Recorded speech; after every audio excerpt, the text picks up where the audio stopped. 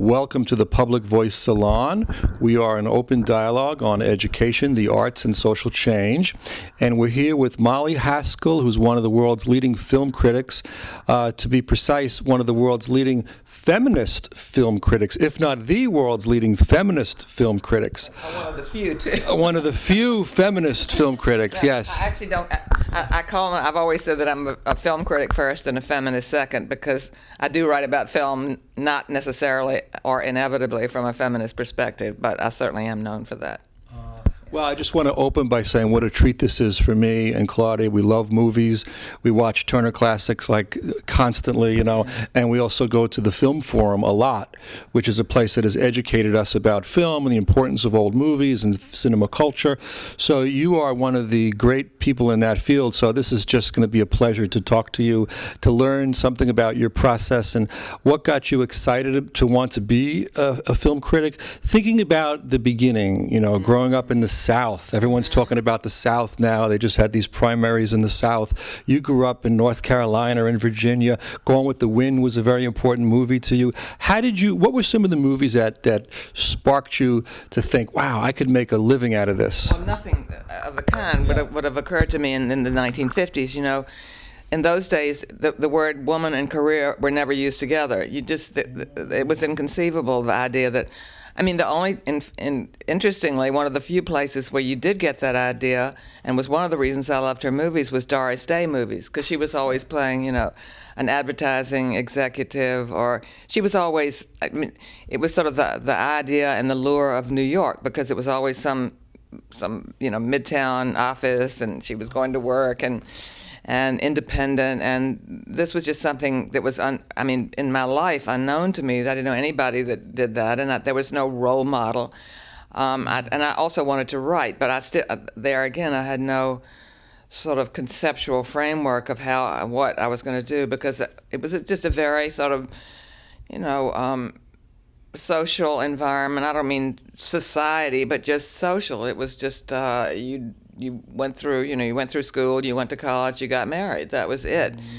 And I think, but I love movies, and so did everybody else. It was kind of, that was the only thing there was to do in those days. You didn't have a million other platforms and media and all of this. So we all went to the movies, and it was a glimpse of another world, other worlds. But then I also got very excited when I saw a movie called Diabolique by Henri-Georges Clouzot, which was this dark sort of mystery that took place in a girls' school, which I went to. You know, I was going to a girls' school, and there were all these sort of weird teachers, and it sort of echoed somewhat.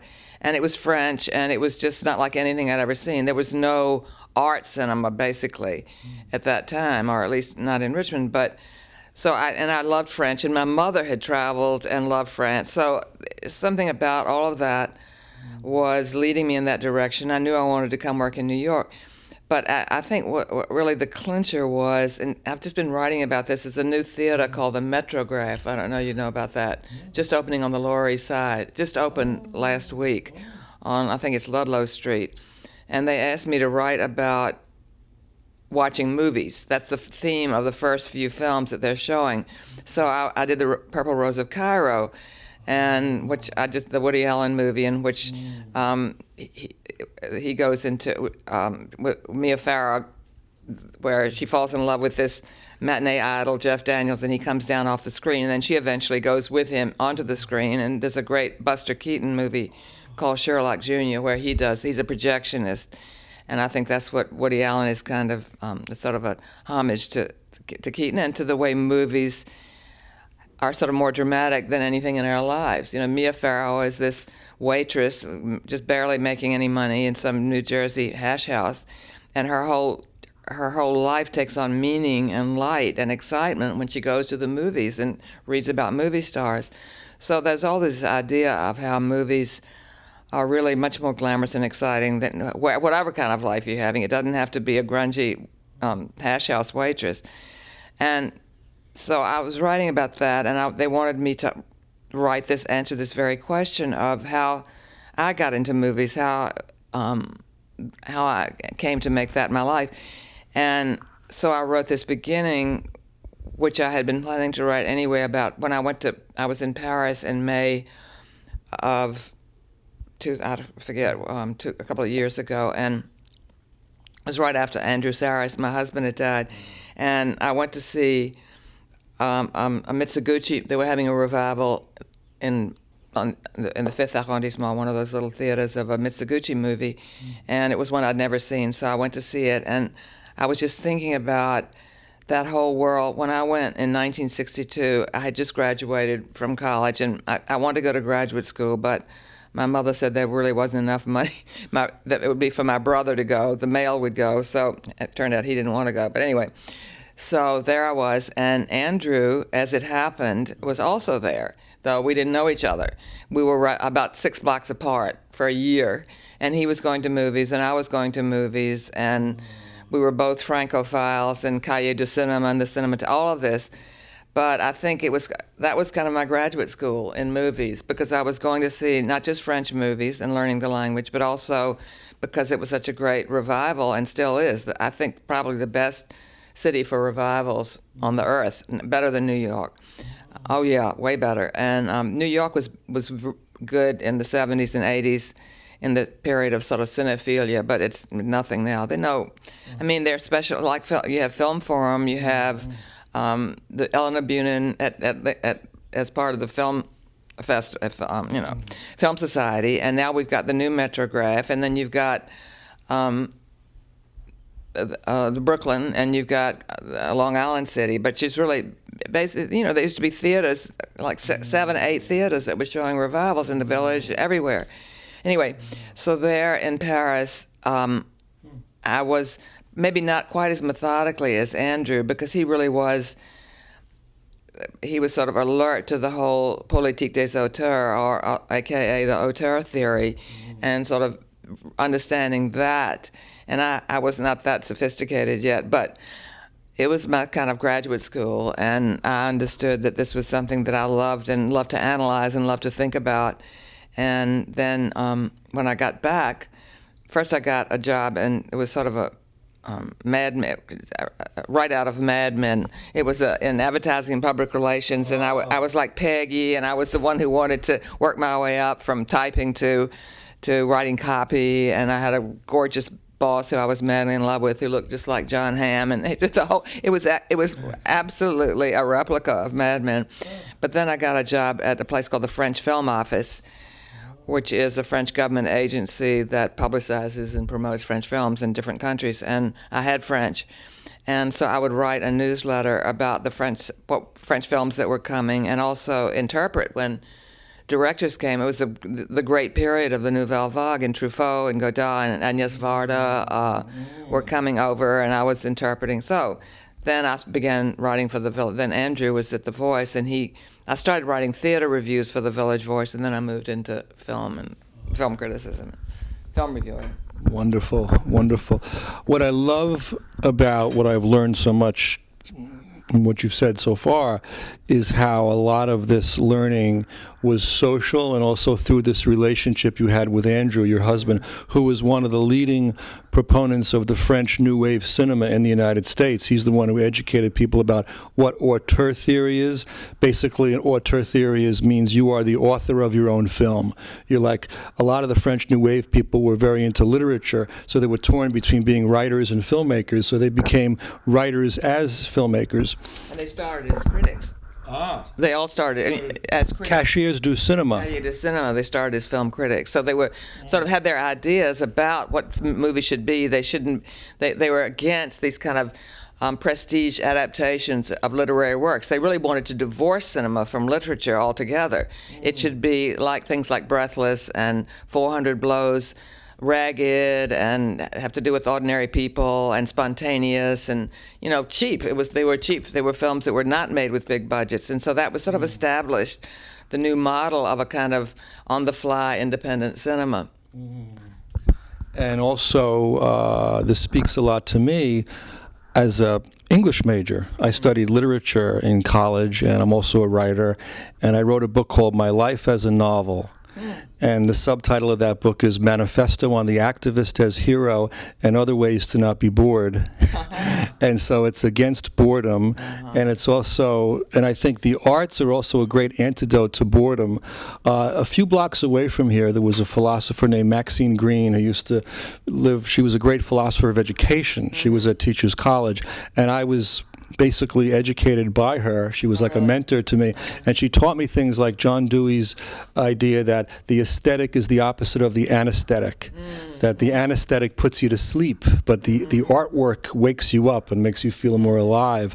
And also Emily Dickinson, who said that imagination lights the slow fuse of the possible. So you kind of can feel like politics even mingling in with art and with a certain kind of cinema. And you were down in the Village, at the Village Voice, at a time when there was a lot of ferment and there was a lot of countercultural. What was going on at that time in terms of like there was that uprising in the 60s, political uprising, and was film also a part of that? Oh, yeah. Yeah. Yeah, it was the late 60s and early 70s when this was when we were in the Vietnam War.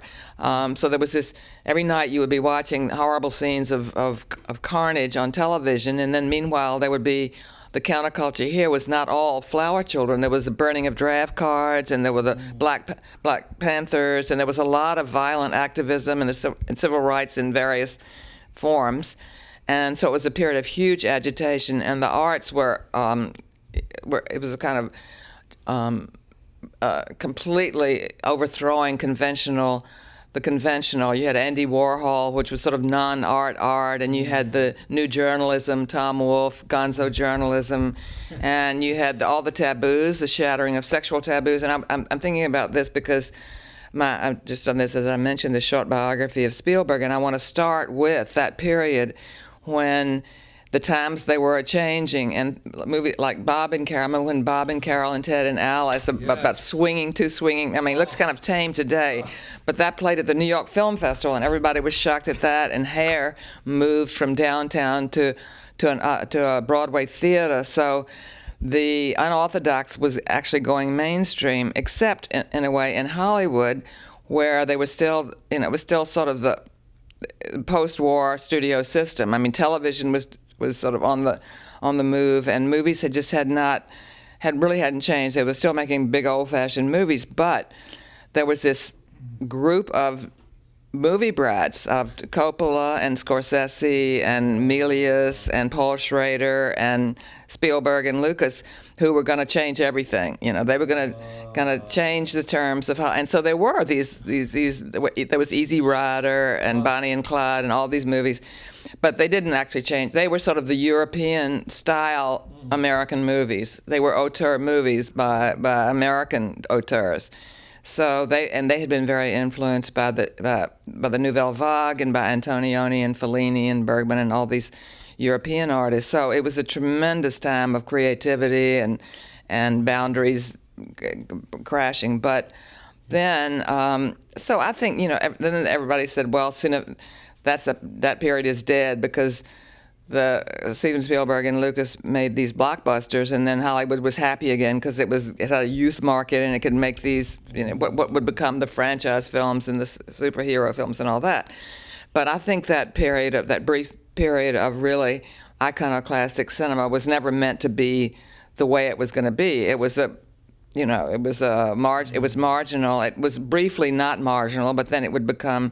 And now, I mean, we still have a really strong tradition of independent cinema, and every year it's more or less. They're sort of somewhat connected with studios to a greater or lesser degree, but I think it's still a pretty rich field. It was a pretty rich field this year when it came time for the Academy Awards, and you've got foreign. So it's always a mixture, but that was a period when not only were directors, I think it was a realization in movies about how it was sort of implicit in both the movies and the criticism, this sort of subjectivity and understanding of how movies had changed our lives and how we were shaped by movies, and so that movies would be referring to other movies for the first time. I mean, until that time, movies had just been stories told by these guys that in Hollywood there wasn't a tradition of film to which they could refer, basically, and then suddenly there was. So it became postmodern in a way. If we could just stay with that period for 1 second, because like thinking about Dustin Hoffman and The Graduate, this was just amazing. Like that opening scene when the guy says to Dustin Hoffman, "I got one word for you, plastics." Yeah. I mean, that could also be relevant to today when you think of young people going into finance and studying business, and yet there's a movement now, to do things more meaningful and Well, get. there always will be. I mean, there'll always be a kind of silent majority. Only I think the silent majority now is very noisy in favor of Trump. I mean, that's really who that is. But yes, I think always they're going to be people going to Wall Street and going to be people wanting to make money and then maybe getting out of it or maybe staying in it. But yeah, that whole idea. Well, also it was the rebellion was that The Graduate expressed it so beautifully is against the parents. And it was, in a way, it was, you gain and you lose something because it was a revolt. Parents suddenly lost their authority. It was a sense that they were all hypocrites and that they had stayed together, these marriages had stayed together. Of course, they were staying together for the children. They were doing all this for the children, but the religion had lost its hold. All of these articles of faith, marriage, religion, were suddenly under fire and being challenged, and it was youth was on the ascendance, and that youth culture, that hasn't changed, I think. We still have this as a kind of obsession with youth now. I think. How shocking was it that Anne Bancroft was seducing this young guy? Had Hollywood ever had a situation like that? So blatantly? So familiar, a trope in European movies. You always had older women and younger men. And so I think people like me, critics, were sort of, why are they ridiculing her for this? I mean, she's a totally attractive woman. Why shouldn't he be attracted to her? So I think it was more the attitude that was expressed in it, or the derision, any derision towards her that was kind of annoying. But it still was, it was a shocker. Yeah, it definitely was, yeah. I want to ask you a little bit about Warren Beatty, because I have an obsession with Warren Beatty, I guess, because my dad was in a play with Warren Beatty. Oh, really? Yeah, at the beginning of Beatty's career, he was in 2 plays. One of them was, my father was in it. It was actually called Obsession. It was the play version of Obsession, which later became a movie. And this was at the North Jersey Playhouse in Cliffside Park. And it was actually about the the first trial of the century that went back, those 2 guys in the 1920s, Loeb and Leopold. Yeah, Leopold and Loeb. Right. It was a play version, then it was a movie version starring Orson Welles. But a guy named Joshua Logan was at the play, and he saw Beatty. And he discovered Beatty. He discovered Beatty. He overlooked my father. That was a big mistake. Well, maybe everything would have turned out differently, and you wouldn't have been born. So maybe you better. And I wouldn't be interviewing you right now. Right. Existential philosophy here. Look at Beatty, all those women. Is he happy? I don't know. Well, he's settled down now, right? Yes, actually, I think. And one of my favorite movies of all time is Bulworth. Oh, yeah. And I think it's one of the great political movies. And I actually show that to my students when I teach community colleges and young people. I teach writing, and I want to get them just to have some sense of politics and the right versus the left, because our education system is so broken that they come into my classrooms with very little knowledge of history and politics. So Warren Beatty's Bulworth is a masterpiece. It's entertaining. I'm a believer in context for young people, because they see these films out of context and they have no idea what they mean or what they're coming from. And I just think when I was teaching, it was just so important to me. I remember they didn't know what the Depression was. I mean, and I can understand that. That's how long ago is that? But still, it's just these tidal waves of war and then and depression are just so important. I was just thinking too. I was watching something. I know it was the Ipcress file. in the 60s, there were a lot of these, like JeanLuc Godard type spy dramas, and that's because it was still Cold War, you know. It was like Bridge of Spies. We were still very much fixated on the Cold War and nuclear power and what was going on, and we were all terrified. I mean, we had drills that we did in the 50s especially. So then now it's all supernatural. Why is that? You know, there's a reason. There's a zeitgeist of what's going on. That is, maybe it's artificial intelligence, that robots, you know, are going to be smarter than we are going to take over, our sense of vulnerability of the planet. So I think all these political themes, cultural political themes, are always there. I mean, if you look at a trend of movies that always reflects back, maybe not explicitly, but implicitly, it refers to, I think, themes that are very present in our political lives. Wow. Yeah. I tuned into the Oscars this year halfway through, and I kind of got turned off because, like a lot of the movies, to me, they seem cold and mechanical, and they're just like all that fast cut, high tech stuff. It just turns me off. Mad Max. Yeah, I think. You know, usually Andrew and I would do the Academy Awards, and we would always lose. We'd have people come in, and they'd only seen 3 movies, and they would win. This year, I got 10 out of 11. I was so proud of myself. But I figured that everybody thought it was going to be Revenant, but I thought any movie that half the public doesn't even want to see is not going to win. And I think that was true of Revenant and Mad Max, and there's something so gratuitous about these movies and the violence in them. It's almost like a compulsion. But I thought there were some really good. I thought Spotlight and Brooklyn and The Big Short. There were some good ones and The Big Short, you know, that's very political. Yes. Yeah, it really is. I mean, it really tells us, and so do Truth and Spotlight, about institutions and how almost invulnerable they are now. You know, they're very political films, but they have great stories. Yes. 2 of my favorite all-time Oscar moments, by the way. One was Marlon Brando when he won for The Godfather, and he refused to accept the award, and he had Sachin Littlefeather, an American Indian woman, go up and accept it on his behalf, and then she read a little statement on why Marlon was declining to accept the award because of the horrible treatment of American Indians. Well, that's what was going on this year. It was all political this year. Yeah. And then going back to Michael Moore during the Iraq War, when he got up and he started to criticize George Bush, and he got, you know, about half the people booed him, half the people cheered him. Well, it can't hurt. I mean, why not do something with this silly ceremony? You know, instead of having it just all about money and what people are wearing. You know, at least bring. I mean, and it's been like that all along. During the period of AIDS, people were wearing pink ribbons and trying to, you know, create awareness of gays in there, and so all these things help. And actually, Hollywood is the most liberal of any of our kind of institutions. I mean, there are more blacks there than there are in any, you know, in most places. So, yeah, something.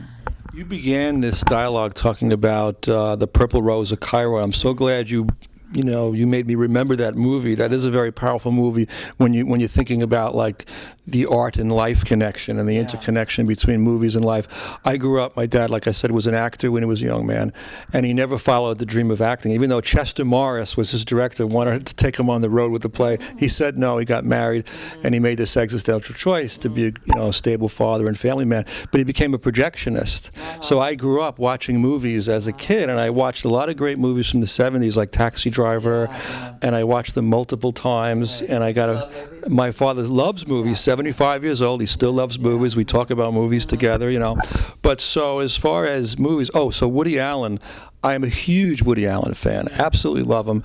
And I think I even show Woody Allen movies to my students because they're great examples of men who are vulnerable and open and are not afraid to, they don't have to be macho. Yeah. There's a kind of humanity that you get, and there's an intellectual life in it. Also humor. I mean, that's a real turn on as far as I'm concerned. I think most women are turned on by that. So I think because I remember people would say, especially when he was starring in his own movies, like something like. What's the one with Marielle Hemingway and Diane? Oh, Manhattan. Manhattan. Yeah. So how could these women fall for him? He's just so weedy looking and all that. I said, and women understood. Men just couldn't understand it. Men said no women would fall for him, and we all, yes, they would. Yes, they would. Yeah. That's kind of because he listens to women. He's interested in women. He's not out there to set up gunfights and and sort of compete, have men competing against each other. He's more interested in women, which is not something that's really characteristic of American directors. And I'm also a big fan of French New Wave, of JeanLuc Godard. I wrote an essay about 2 or 3 things I know about her. It's one of my favorite movies, published in Academic Journal. Yeah. Speaking, where at the Museum of Moving Image with Anna Karina. She's going to come here. Yeah. We must go to that. I think it's in May, April sometime. Yeah. And I remember, and also Eric Rohmer. It was a revelation. When I discovered Eric Rohmer, I became a different person. I realized that I could have these kind of conversations with people. Yeah, about the sex appeal of literate conversations. And I was just looking I'm going to do something at the Metrograph about Jean Eustache. He's the lesser-known New Wave director. He directed one called The Mother and the Whore, this almost 3-hour movie, which is fantastic. It's really the whole New Wave wrapped into one. It's Godard and Truffaut and Rohmer. It's just a long conversation. It's a triangle of 2 women and a man with Jean-Pierre Léaud, and it's just brilliant.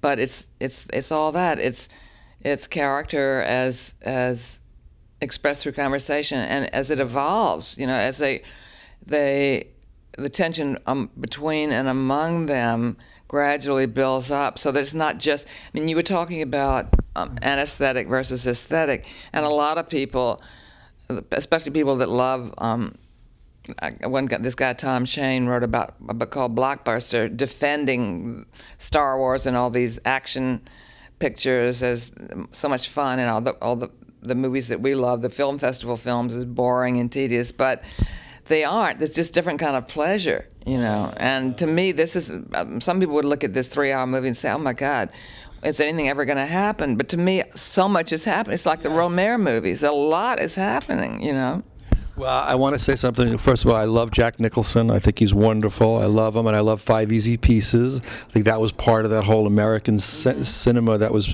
the new American cinema. But he once very famously said about Rohmer, dismissing Rohmer, he said, watching Eric Rohmer is about as fun as watching paint dry. So I think... And that's a rap against Rohmer. But, either you get it or you don't, And, well, actually, Jack Nicholson, I just happened to watch, because I hadn't seen it in a long time, this Antonioni film called Passenger.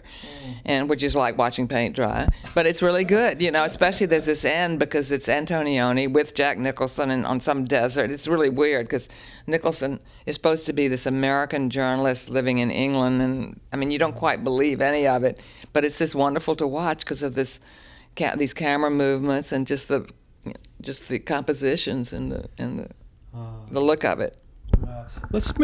We could also talk about cinema as education and the educative value of cinema. There's a new book about Amos Vogel that came out, who created a place called Cinema 16, where this was back in the 1940s and 50s. It was the first society of film lovers in the world, I think, and there would be discussions. And now I remember when I discovered cinema was in the Village. I live in Hoboken, New Jersey. Claudia and I live in Hoboken. Great shout out to Hoboken. But a lot of people live in there now. That's a great.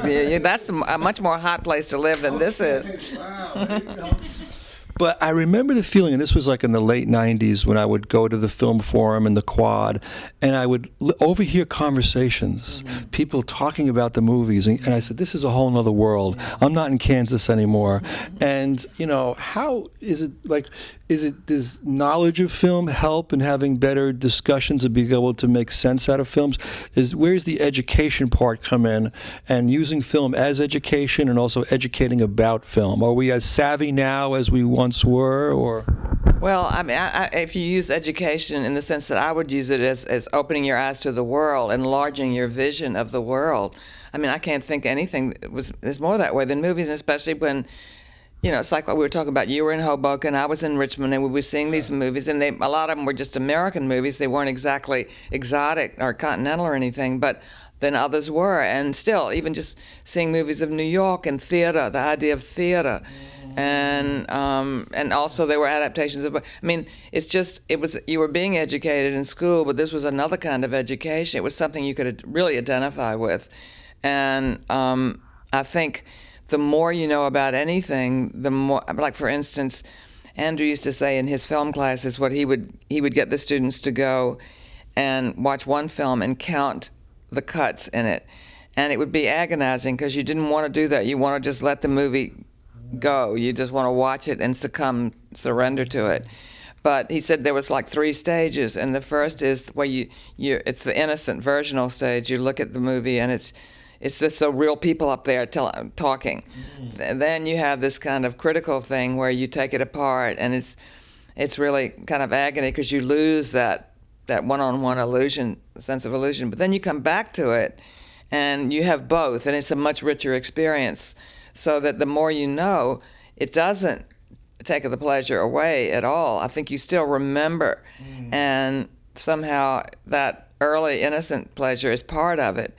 But how it comes to that, and how, I don't know, just I was watching a movie today I have to write something about called Clouds of Sils Maria, and it's got one American actress, one French actress, Juliette Binoche. It's got a German. It takes place in Switzerland, where they're going to give an award to this Swiss-German director, and it touches on the sort of celebrity culture and international culture. So it's just you're learning things without thinking, without having to take exams and having to think of it as a kind of heavy-duty educational experience, I think. Wow. I think a lot of English professors now are sort of catching on to the value of film in the classroom. And first thing when I walked into your lovely apartment on the Upper East Side here is I gravitated to your bookshelf and I was feasting on some of the titles. And you have a Philip Roth section. I love Roth. Yeah. You have an Updike section. I mean, this is real literature. Books were my first love, Oh, yeah. I mean, there wasn't, because television had just started, so that I didn't go to television right away. It was later. Books were always the first love, and still, I mean, you don't give up one for the other. They go alongside each other. And then one way of teaching is also to do book adaptations, to take a short story, John Updike, The Swimmer, something like that, and read the story and look at the film. That's the way some people teach it in the class. I think one of the great places for film education in the world now is Turner Classic Movies, and I love it when Robert Osborne introduces it. In fact, if I don't catch it in time for Robert Osborne, I feel like I've missed it. I've got to get. Because he only talks for a couple of minutes, and yet it's just jam-packed with information, just what you need to know to sort of get into it. And then I love it when they have discussion afterwards, and I've done those with him. Talk about that now. It's so much fun because I adore him. So we did a whole series of, I've done it twice. Once we did 30 films. I was the guest something or other.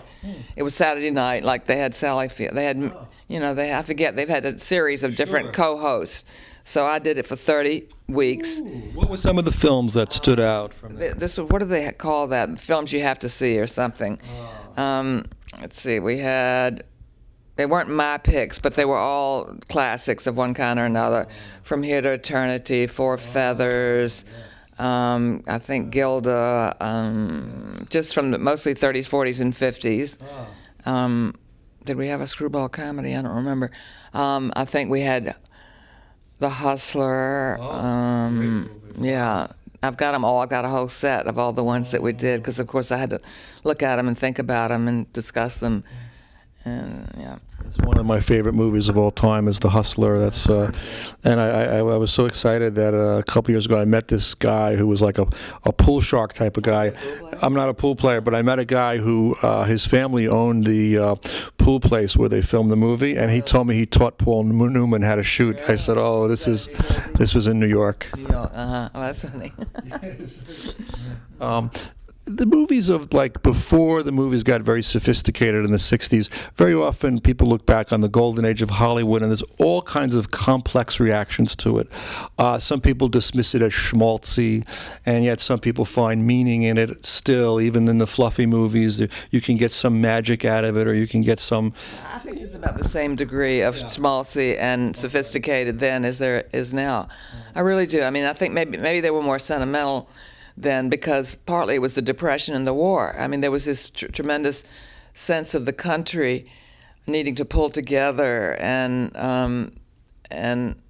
families were losing members to war and things like that, so that, that really was a sort of a reason for the sentiment. But they were also, film noir and screwball are incredibly, there's nothing, I don't think any of the romantic comedies today are as sophisticated and classy as those. Now they're sort of the Judd Apatow kind of doofus men, and that's a whole different genre in a way, or chick flicks, Yeah.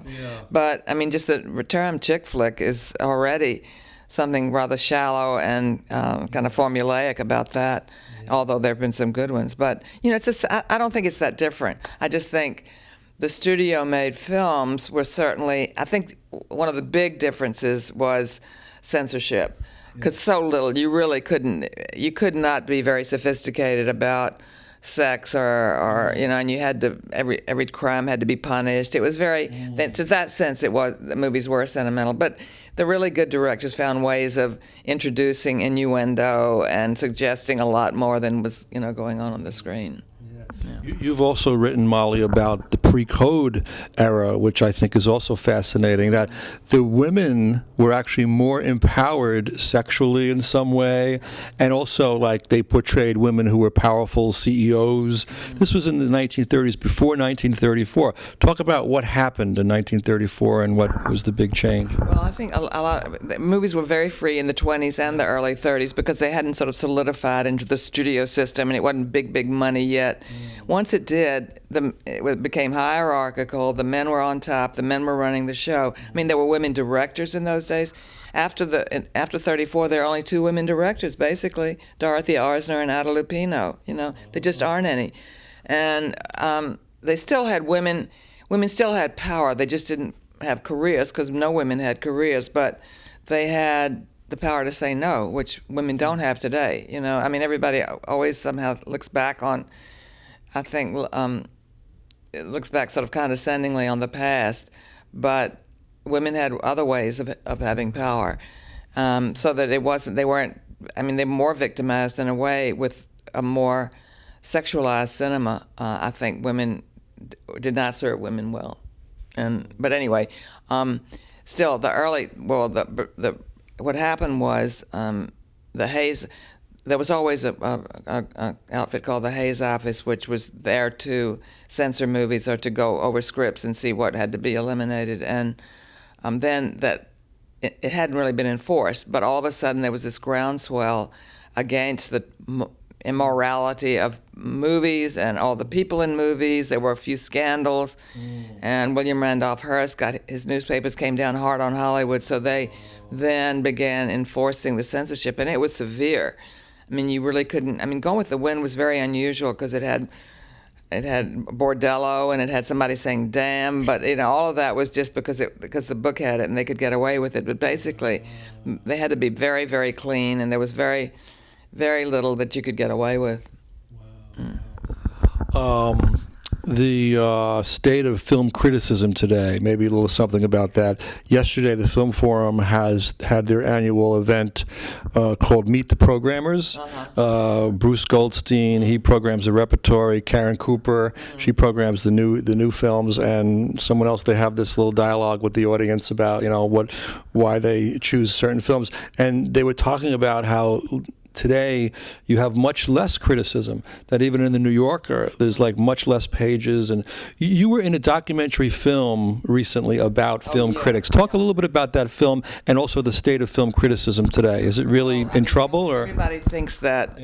And to some it's true that the 70s and 80s were really the golden age of cinephilia, which is love of cinema, and film criticism. And I think it was because Andrew and Pauline Kael were arguing about, they each had their different positions they were arguing, but there was just passionate love of cinema, and there were all these critics coming in, and until that point, movie criticism, they didn't even call it was movie reviewing on the papers, and it was just the low man on the totem pole. They'd get somebody from sports to do movies, and so nobody took it seriously. Then all of a sudden, it really became a hot, sexy field, and everybody wanted to be directors, everybody wanted to be film critics, and there were newspapers then. Everywhere there were newspapers and magazines, and the real lost now is the loss of the print media where film critics were, but it was already happening.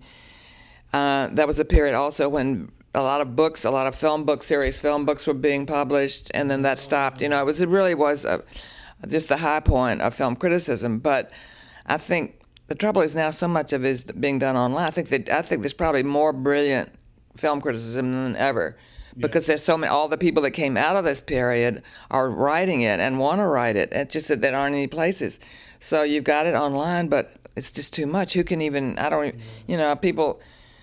I'm on Twitter. I don't know how to tweet, but I get it, the Twitter feeds, and I really enjoy getting that. And I'm going to learn how to tweet at some point. But there's just so many critics out there that are writing, and I think that the level of sophistication. I mean, they know about technology and the camera work, and just in a way that it's even beyond what people knew at the time of the 70s and 80s.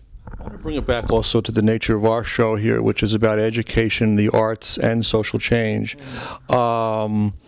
And I'm segueing really from being a teacher in the academy to teaching with this television show and creating this television show as a new institution that people can learn. So now we have Molly Haskell on, and people get to watch this and learn from this and maybe go and read something else about, film. And this will go on YouTube. But as far as the state of education in the world in America, like, what's different now than back in the 70s? Like, do you still walk into cafes and hear people arguing like they did in the Village back in the 70s? At dinner parties, do they still have the same, or is there a quietism today? And if so, what's causing that quietism? Well, it's not the ferment that it was in the 70s, that's for sure, because everybody was seeing everything. Now, I mean, I had some friends over to... They saw most of the films just because I got them all. I was on the AFI, had me as one of their judges this year, so I got every DVD of every movie. So I was really up on things. But first of all, it's really hard to keep up. There are just tons of movies that we talk about, this horrible Hollywood trash that's just not even movies, but there's a lot of other stuff that really, I mean, I still haven't, there are a few things that I want to see that I haven't seen.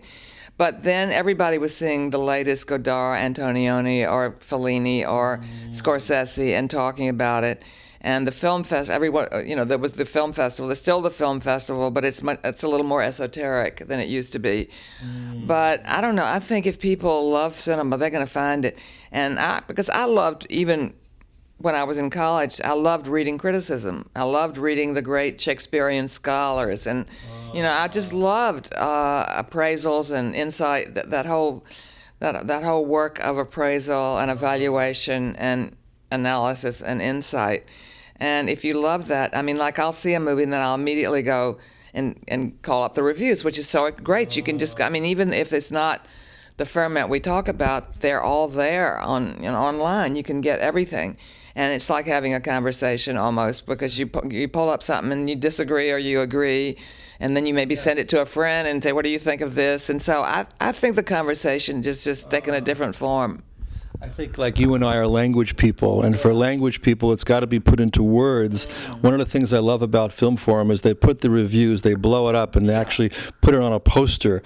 So and Lincoln Plaza does that too. I wish they had even more, because you don't really want to read too much before you see a film. You don't want you want to be able to make up your own mind, but once you've seen it, you just want to have that dialogue. And I think that's always been. I remember I was programming, there was a French film festival in Sarasota, and it was all French films every year, and I would go over to Paris and look at films and choose them, and then all the French would come. And after it was over, the people just were dying to have a conversation. I think this happens a lot now, where you have Q&As, and I think people love that, because they want to kind of, they want to get beyond their feelings and put the feelings into words. And then if you have somebody else, it's like a tennis game. So you need an opponent. You need somebody that you can discuss and argue with. So in one form or another, you have to find it. And you're not going to drop into a cafe and find it. Just, I'm afraid. I don't know if that ever was true. You have to seek it out. But I think you find it often maybe at the Film Forum, I think it's just fantastic, and it kills me because it's so hard for me to, have to go all over and, I don't have the energy to do a lot of that now, but it's fantastic. And I'm sure the people that hang around there maybe go someplace and talk about it afterwards. So I think that's all it is a kind of continuing education program. Yeah, we saw Track of the Cat a couple of years ago, which is one of those old, kind of forgotten, dark 1950s movies.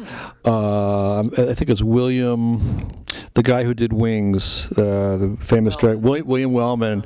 We went to McLaren. It was a rainy night, and place was packed. And Foster Hirsch introduced the film. He's another great film critic, and we had him on our show as well, Foster. And Dolly Hall was the daughter of Diana Lynn, who was in the movie, and she's also a film producer, an indie, Track of the Cat from 1954, Robert Mitchum, and yeah, Tab Hunter as well. It's a great film. Yeah, Track of the Cat. Sort of ahead of its time because it was dealing with sort of a dark, family. It was sort of noirish, and there was family dysfunction.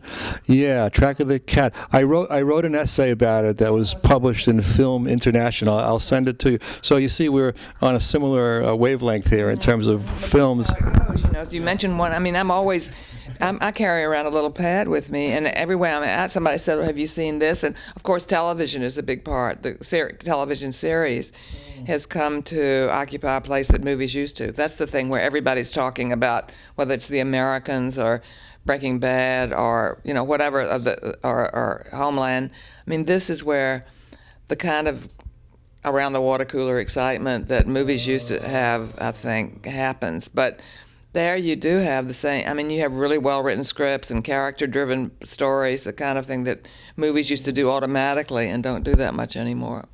Yeah, Kevin Spacey was on one of the Sunday morning talk shows today, and House of Cards, and they had him on as a commentator, on the political situation. And Kevin Spacey, of course, I loved him in Glengarry Glen Ross. I thought he was fabulous in that. Al Pacino was another one of my favorites. What do you like? Al Pacino, like And Justice for All was one of my favorite movies. This to me is like truth and politics and integrity of the kind that I still. Scarecrow, one of my favorite movies. Came out of the late 60s and 70s. All these really gritty movies and with unglamorous stars and all of that. I think that really set a kind of model that hadn't. I mean, people said, "Oh, it was just an ephemeral thing, this brief period," but it wasn't. It seeped into the culture, and there's certain things that. I mean, a certain kind of glamour that people don't want anymore, and they don't get it. And sometimes you miss it a little bit because you see women that look horrible. They used to have special lighting cameramen and makeup artists for women, and now they just. I mean, I was looking at some of the women in the Spielberg films, and they're just, so unglamorous. I mean, a little kind of sprucing up might have served, but anyway. Well, I'm looking forward to today going home and watching Doris Day and Tony Curtis and Rock Hudson, and one of those, I think the last of the movies that they made together. Yeah. It's on tonight at 8 o'clock. That's good. I don't know if that's the best one, but those movies are so good, and they got sort of trashed at the time by the sophisticated critics because they were sort of corny, and those were the ones that really did suffer from censorship. But they are, the timing is brilliant. They are such good actors, and there's really a lot going on. And, those are really about women coming into power and men. You look at Rock Hudson and Tony Randall, and, this is about the emasculation of men being emasculated. And Doris Day is just so competent and scary, So it's something going on there that is not just old 50s sort of conventionality. I'm sort of evolving a new theory about these old movies that some people call schmaltzy, that there's almost the utopian aspect to them. I haven't quite clarified. I do some writing about this. Like Elvis movies. I watch Elvis movies, and it's like I go into a trance. There's something transcendent about the colors, and a better world, and a perfect world in which we had equality, in which people had more free time. They would be able to walk through their life and sing songs and act in a way that, like the way they do in those movies. That's the appeal. It's artificial in a sense, but it's this idealized version of America. And the interesting thing is, it started out in the early days with the Neil Gabler book is about the Jews who invented Hollywood, and they had this idea of a kind of ecumenical, homogeneous, everybody loves everybody. Frank Sinatra, The Road I Live On. This is this vision of America that was really kind of propagated in the movies by Jews, Yeah, yeah. And Jews, you couldn't even be playing a Jew in a movie. It was this WASP ideal, but of course, then it gets changed. Well, Elvis, of course, is a deviation from that, and increasingly, fortunately, there's a lot more diversity in movies, and the stars are less glamorous. But still, I think you're right. There's still that. Well, that's why the musical, I think. Well, first of all, I think it's really America's. The 20th century is America's. It's movies, which is America's great art form, I think. I mean, other countries have done great movies, but really it's America. And the musical is one of those indigenous American genres that expresses so much about this country, and that it's kind of sad not to have it. But then we've got the old ones to go back to, Singing in the Rain. All of these things are just so sort of buoyant and so deeply satisfying. Yeah. My grandmother used to sing to me when I was a little boy. My grandmother Braden on my dad's side, she used to sing songs like "Be My Gal," 5'2", "Ain't She Sweet," "Babyface." And my grandmother was brought to America by a famous actress named Blanche Walsh. When she was 7 years old, she was rescued from an orphanage and brought to, and this actress, who never had a child of her own, became my grandmother's second mother. Now, she was a great actress of the stage, a serious actress, and she was in one movie in 1912, which was called Resurrection, based on the Tolstoy novel, and that was one of two. You read that novel? You're the first guest that have read the novel. This is amazing. I don't know why it's not better known. I just think it's brilliant. Yeah. And here's the thing. The film version in 1912, which is now lost, was Adolf Zucker's development of the Hollywood star system. He launched it with two movies in 1912. He launched it with The Loves of Queen Elizabeth, starring Sarah Bernhardt, and this movie Resurrection, starring my grandmother's second mother. And his idea was, he came up with the whole idea of a star system, because he said only if he had a bankable star would the banks give him money. And at the same time, he realized that a lot of mostly poor people went to movies in the very beginning. Zucker wanted the higher educated classes to go to movies, so he decided to put stars of the legitimate stage into his films and put them in his A category stable as a draw. So he put Blanche Walsh in that. Because one line is the argument that it was the stars that did it because they realized that people were coming to see gradually. This happened over a period of time. That people were coming to see them, and so they wanted their name, because they didn't even have their names out in the early days. Yeah, but I'm sure both things are true. That's interesting. So my thinking about this now, as a visionary thinker and thinking about a better world that might be, I also just finished writing a book called A New Theory of Fame. And the subtitle is Toward a Humane, Ethical, Planet-Saving Concept of Celebrity and the Good Life. This idea that we could have a different kind of person elevated for recognition. And, some of the great actors, I think, were wonderful and deserve that credit, but then there's a lot of fluffy stars.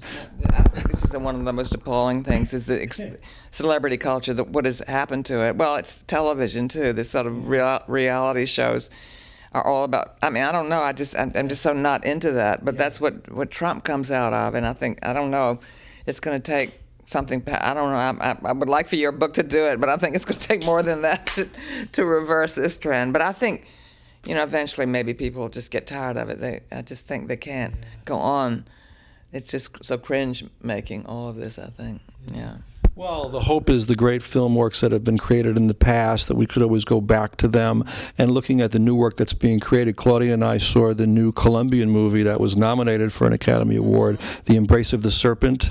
We thought that was phenomenal, So let's try to close on a note of hope. We like to bring some optimism. I always feel hopeful. When I read these things, movies are, this is dead, that's dead, I think, no, they're endlessly self-renewing, I think. And I don't even get upset about all these action movies. I don't see why women want to direct them, but cause I don't even want to go to them.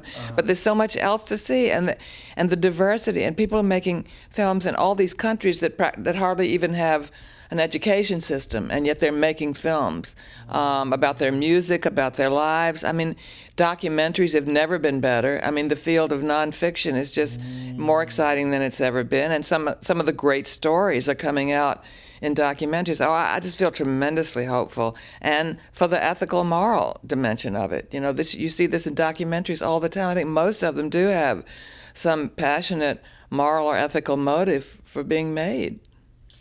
Michael Moore has a new movie out called Where Do We Invade Next? Yeah. Well, people are divided on that. It's sort of sweet, which is one. Some people don't like it. They want him to be angry, but I think there's something quite charming about it, and also quite oversimplified about the other cultures and how we should be like Norway. I mean, I think there are a few differences that would have to stumbling blocks to that, but. What would we have done? I mean, what would we do without Michael Moore? He stands for something, and he's been a force. Did you ever want to be an actress or go into theater? For a while. Oh, yeah. The theater was my first love, and I wanted to be an actress, but my father frowned upon that. Not that that would have bothered me, but I did summer stock, and I sort of realized that I don't know. I got in my own way in it, and I wasn't going to be good, and somehow I dropped that ambition quite soon, fortunately, but then I began to I wanted to write. I just didn't know quite where it was going to take me. Well, John Dewey also said that the more we know about a work of art, the more we're able to see and feel and experience. So your writings have given us a lot of knowledge and have, allowed us to think about films in a more deeper, more complex way, and to appreciate the love of film. So we really applaud you for that, Molly. And I feel like this is just the beginning. We could go on, and hopefully, you'll come back and maybe with other people, and we'll continue this conversation about cinema that I think must go on. Well, I think that's all any critic can hope for, that people come and find some illumination. And I think great that you're doing this, and good luck, and just keep the conversation going. Thank you so much, Molly. Thank you for being on our show today. Thank you. Enjoyed it, John. Thanks. Okay. Thank you.